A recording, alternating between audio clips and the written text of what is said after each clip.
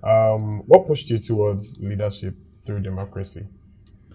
Well, you know, I always explain this to people.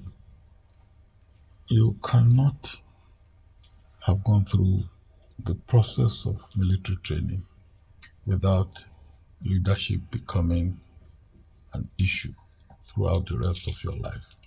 Because military training is all about training and leadership. Mm.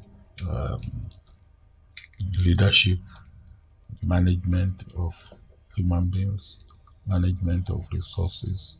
This is all that it is. And in peace and in war. And fortunately for me, I have had the opportunity of really dealing with the issue of management of resources, management of human beings in peace and in war.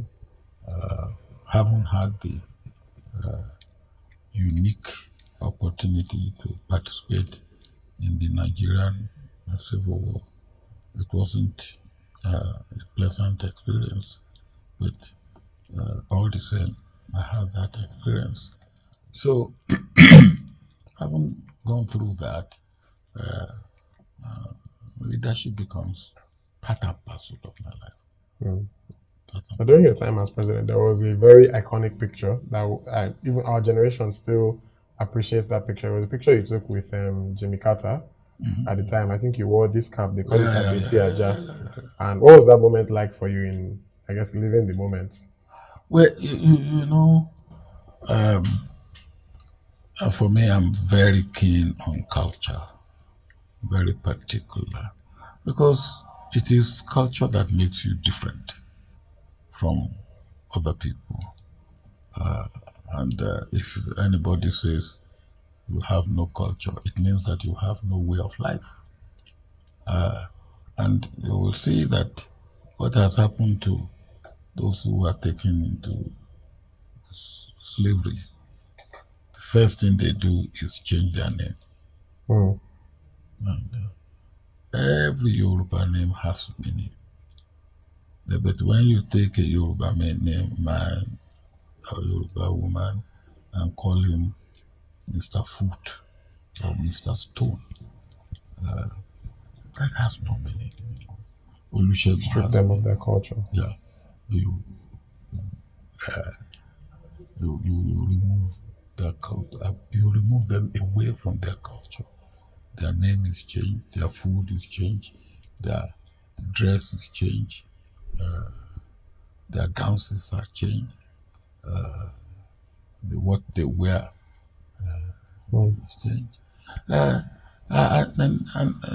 you see that dress that you talk with my Betiaja, the Ashoke, it's unique.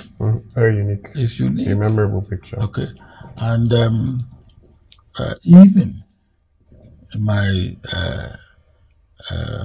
friends from Europe and America, they like it because it's something distinctly Nigerian.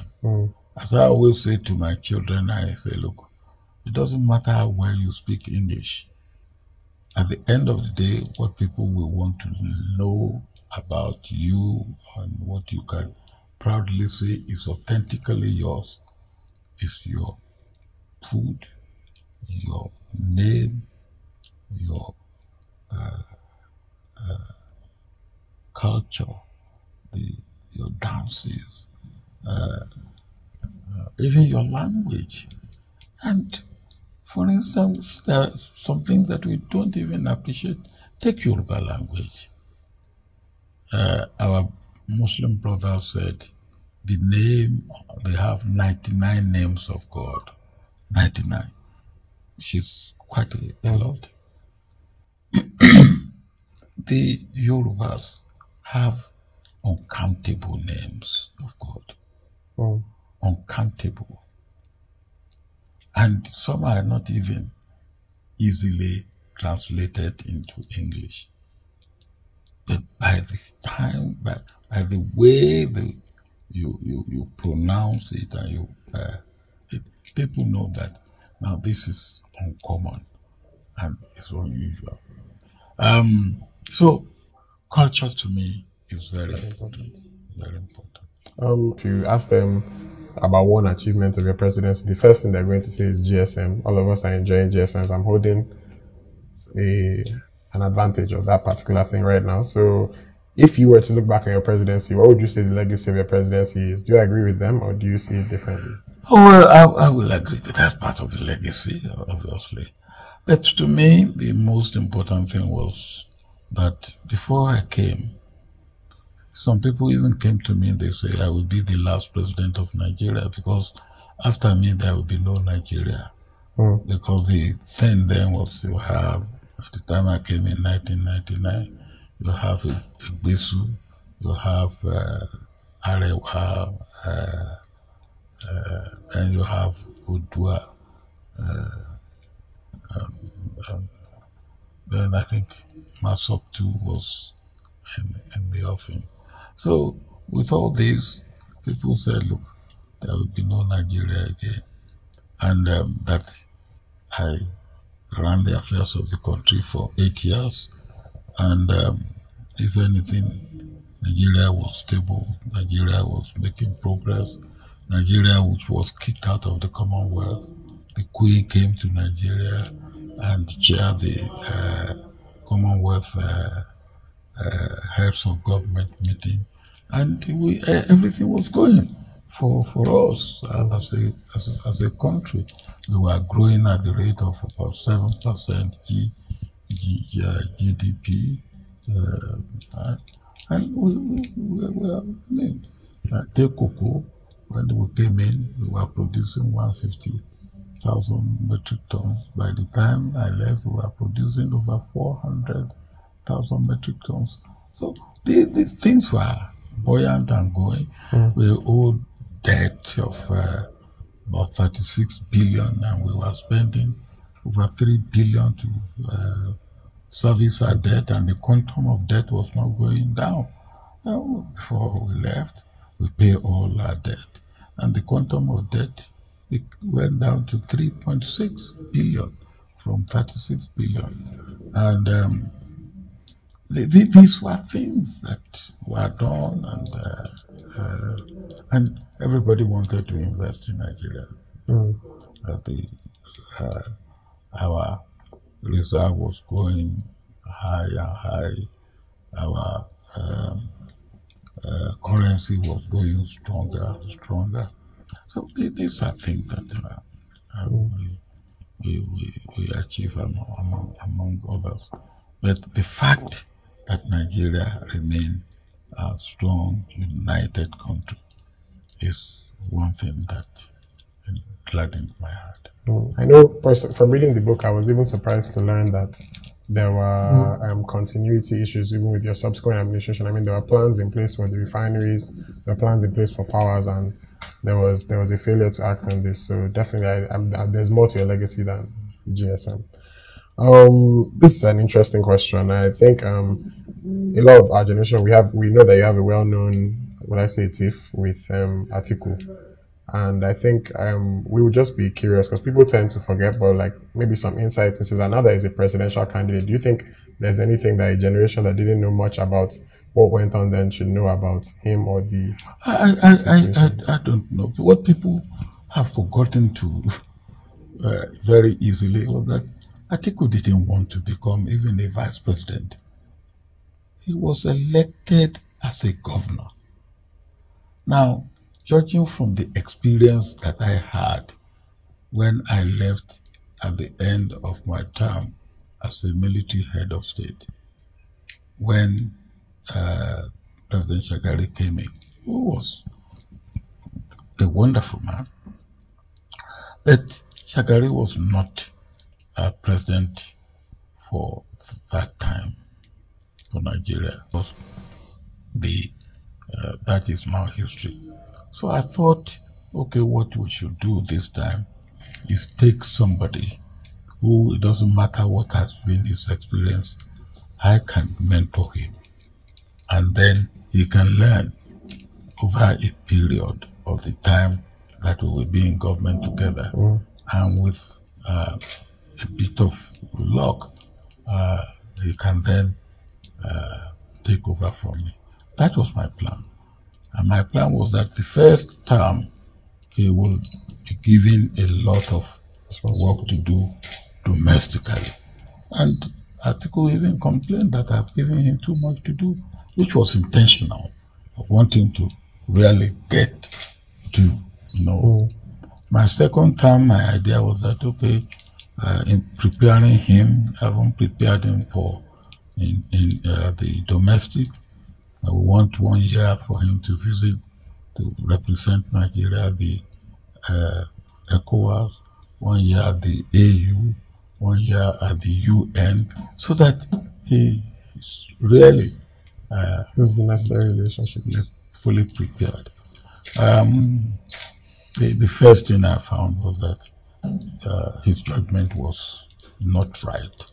And on the number of occasions I pointed this out to him. Look, as the president of Nigeria, there are certain things that you should not do. I believe it was too much for him to be able to understand and to learn. So I give up. Okay, sir. So I want to ask about your Coalition for Nigeria movement and your relationship with the ADC. I personally, I'm not sure if you're a member of the party or you advise. I don't really know what's going on there. So. No, I don't belong to any political party now. I don't. But when on the 23rd of January, I had to issue that statement where also I advised the incumbent, say, look, whatever it is, maybe this is the time to dignifyingly bow out. I thought for me, it's not enough just to say, oh, things are bad, but what can we do about it? You say things are bad, but you should also come up with solution. And so I thought the first aspect of the solution is the Coalition for Nigeria movement, a broad-based movement. Now, of course, as a movement, you do not influence politics. You can be an activist. Now, if you want to influence politics, you have to have a means of participating in politics. And for us in Nigeria, you have to either join a party, establish a party yourself, adopt a party, or whatever. It's only through political parties that you can influence politics. So I advise the members of CNM to adopt ADC as a party, which they did. And but I, in 2015, said I'm not going to take part in partisan politics. So I'm not going to be in any party. But any party that comes, I will advise, I will guide, I will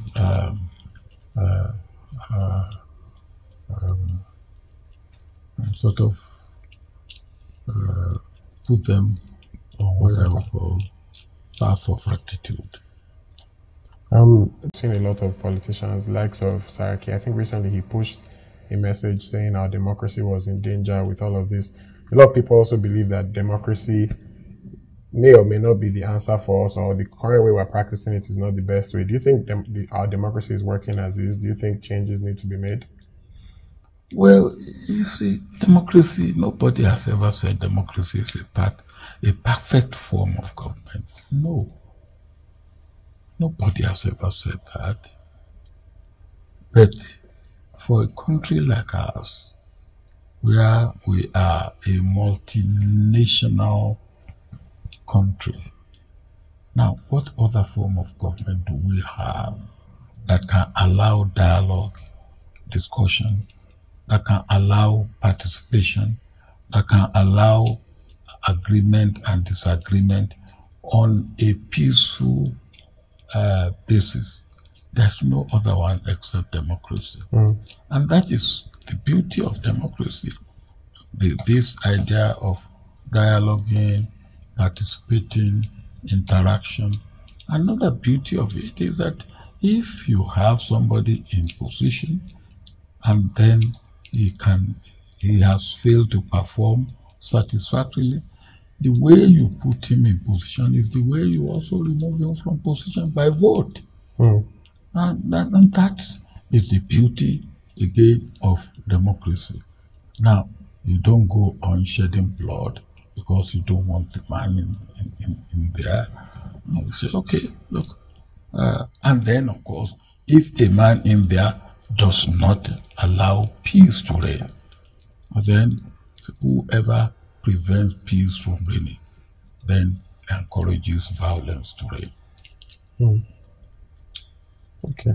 I think I'm going to make my move. Oh, you are still on this thing of yours? 1, 2, 3, 4.